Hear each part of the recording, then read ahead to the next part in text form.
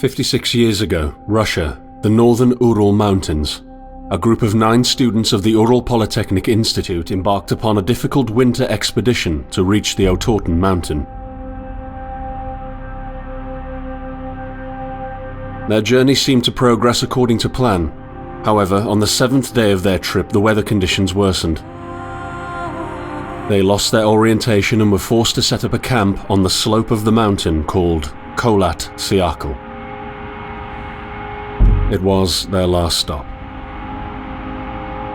3 weeks later in Yekaterinburg, when their families received no word of their success, the first rescue expeditions were sent.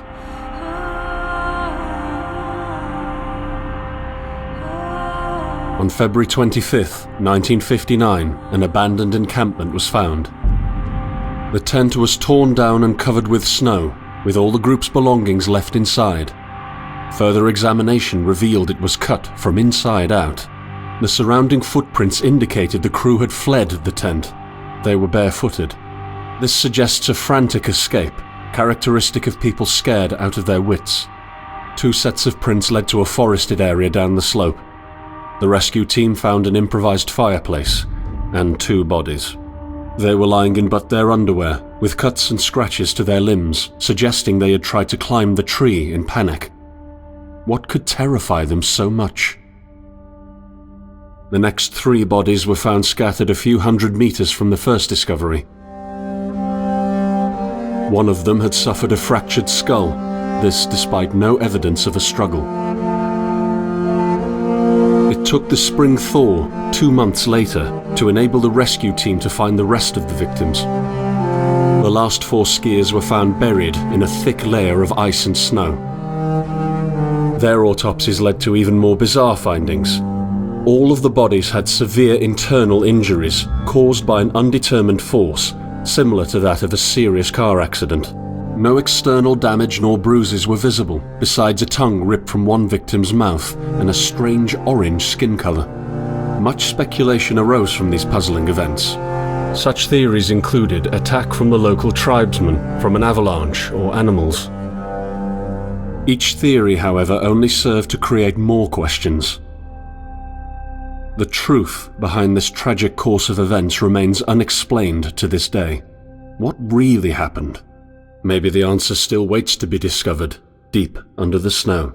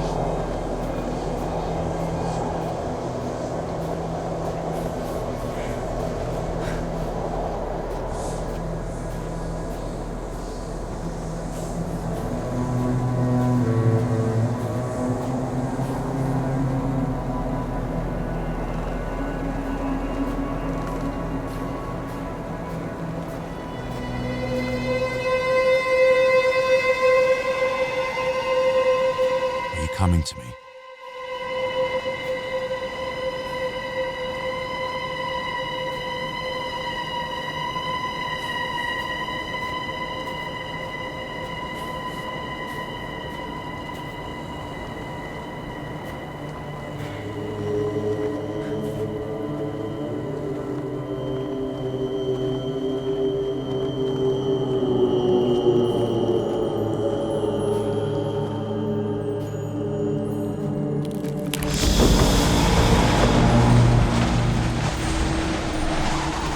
In the end, the only thing I saw was a flash, an insufferable burning light, the pain ripping apart my body.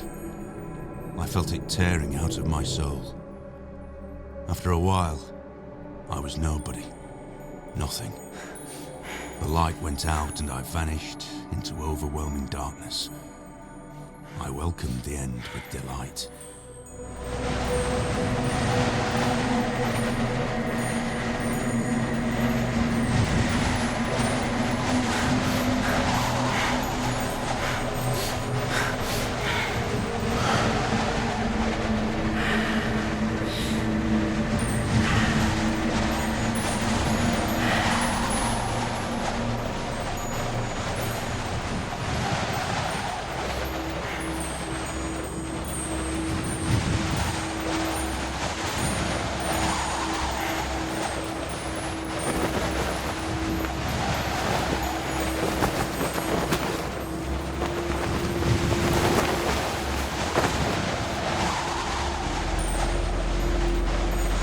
I am right behind you.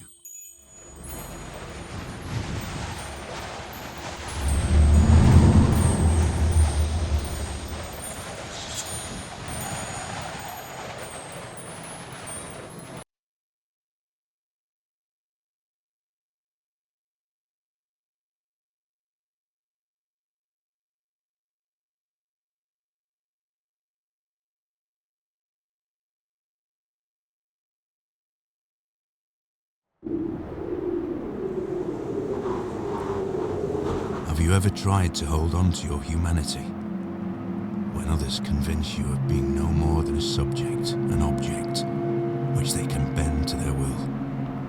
When they told you that you were a monster that deserved punishment, and you could really not remember your sins? When they took away your loved ones, leaving you to rot in the dark? The problem is that in their darkness, you have never been alone.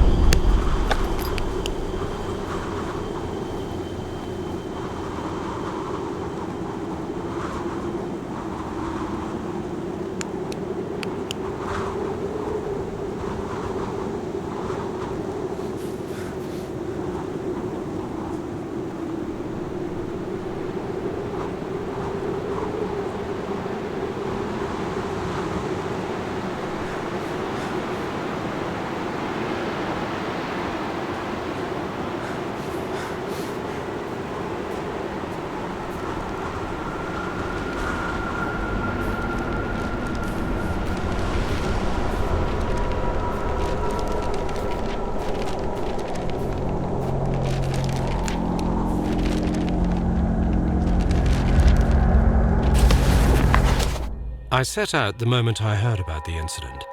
I was in the area, so I reported to the unit myself to be automatically assigned to the case. I arrived at Vishai on February the 19th, a couple of days before the Institute's rescue. While waiting for them, I started asking around to see if anyone from among the locals knew anything about the incident. One of them said he had a hunting cabin in the search region and knew the area very well. I decided to use him as a guide. When the rescue team had finally arrived, I explained to them what the unit's role was in this mission and that all discoveries or observations should be brought to my attention before anyone else's. We established priorities, checked the equipment, and set off right away. It was not until February the 26th we found the tent that I believe belonged to the students. Initial findings show that the people in the tent cut its sidewall and for some reason tried to escape from it in panic.